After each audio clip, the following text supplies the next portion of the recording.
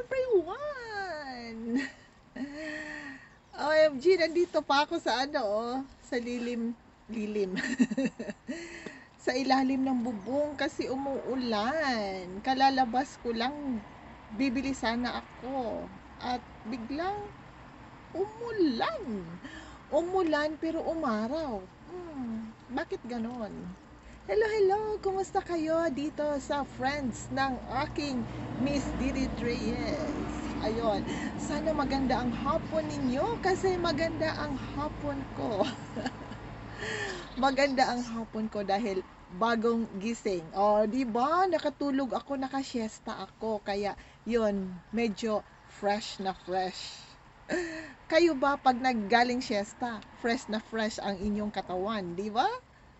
Ganon din ako. So, yun, maglalakad-lakad tayo mamaya. So, yan, umpisahan na nating maglakad-lakad. Ganito. Yun, umuulan. Tapos, umaaraw doon, ayun, maliwanag doon banda. Diba? Nakita nyo? So, yun, dalawa ang ulan at init. Ulan at init. So, again, nandito tayo sa ating walking exercise. Kaya, yun, sandali lang ito kasi ako ay hihingalin.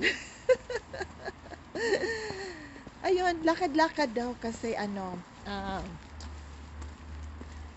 mag-exercise ka para maging healthy. Di ba? Palagi kong sinasabi yan, maging healthy kasi health is wealth daw. Kahit umuulan, tapos doon, kita nyo doon. Kita nyo doon, ano yung araw. Ayan, may rainbow. Sabi nila pag may rainbow, mag-wish ka daw. Ano kayang i-wish ko? Wala akong maisip na i-wish ko. Bayaan nyo na, swerte daw pag may rainbow. Totoo ba? Kasi, yun nga, haharangan daw yung ulan. Hindi ko alam, narinig ko lang yun sa mga kasabihan doon, na pag may rainbow, hindi daw matutuloy ang ulan. Pero dito banda, umulan. Doon banda, uminit. Umaraw.